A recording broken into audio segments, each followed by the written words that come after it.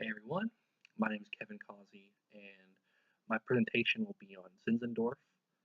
Uh, I read the biography Zinzendorf, the Ecumenical Pioneer, and the the book was written by Arthur Lewis, and the book was mainly just in celebration of Zinzendorf and what he accomplished. Um, Zinzendorf was born in Germany, I believe in 1700. He was born into a very noble family.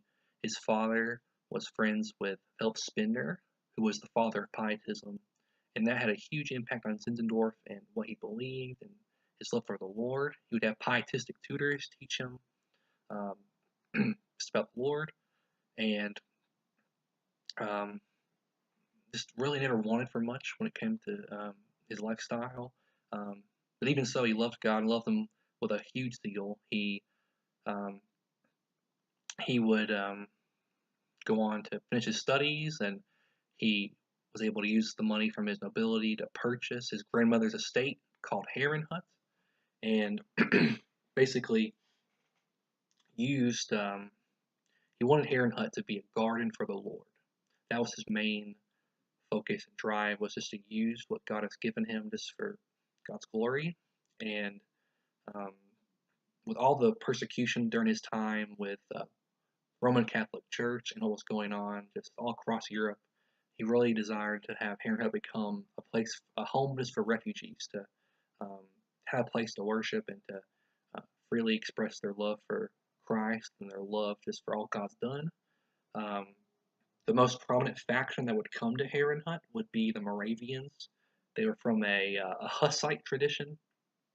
They, um, I believe they're from Czechoslovakia, modern day Czechoslovakia, and um, they would be led by Christian David. They traveled very far to head to Herrenhut and found a home there.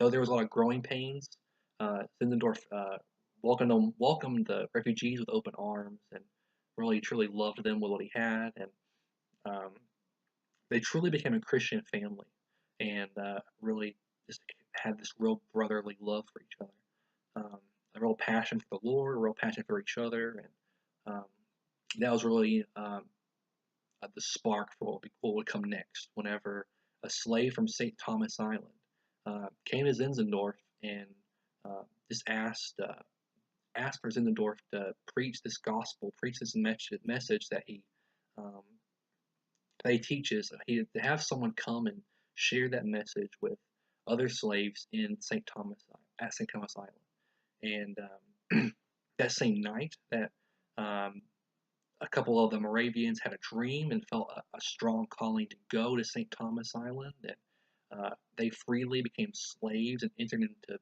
slavery to preach the gospel to these people that did not know Christ, that did not know what God has done for them, and just sacrificed so much just for the sake of the gospel and for just God's mission.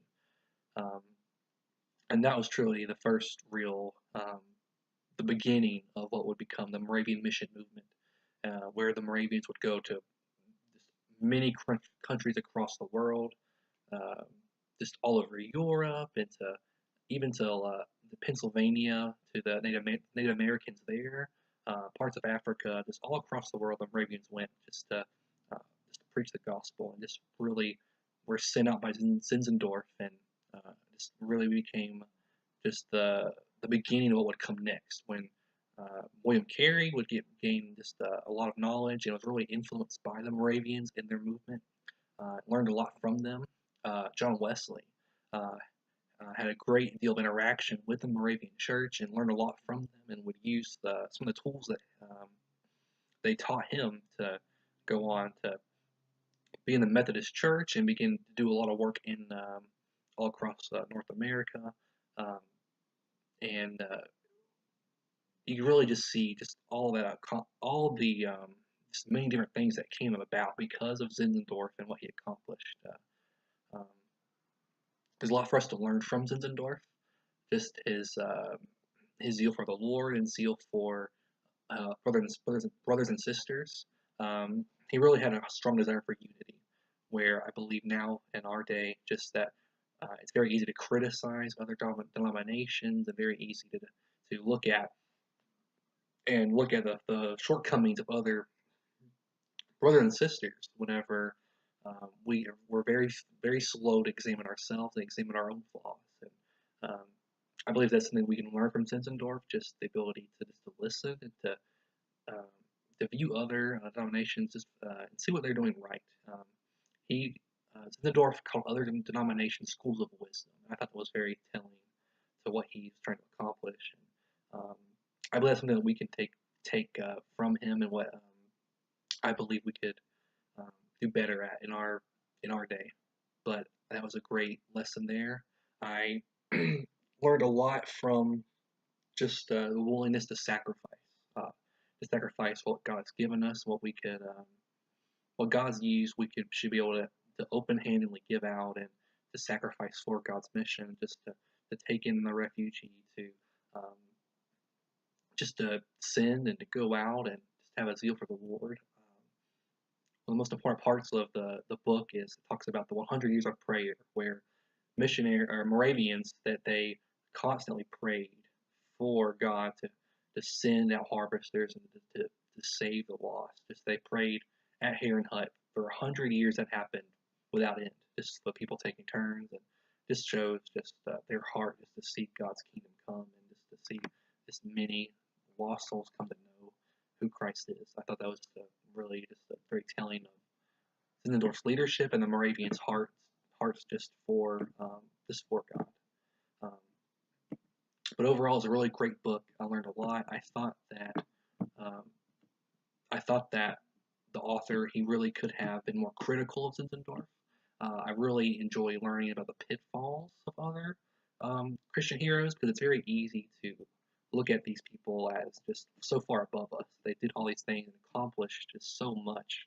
Whenever, who are we to ever do things like they did? But um, all of these Christian heroes have flaws. And I believe the only one that he mentioned in the book was that Zinzendorf had a temper. So I really thought that that's something he could include more. Just listing flaws.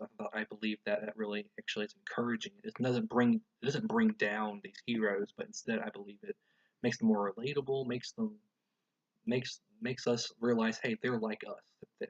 They are not these perfect people. So I really thought he could have done better with that. Um, but the book was written well. It was a very fun read, very good read. I learned so much from the book, and I had a lot of takeaways just about who God is, and uh, just how we can do better, how I could do better, mainly with my heart, with God, for the God and the Lord, and um, how I could do better, just to trust Him with what God's given me um, to use all that He's given me to accomplish His mission. So overall, it's a great read. I recommend it to you if you ever have time to read about Zinzendorf. But um, yeah, I thank you for your time, and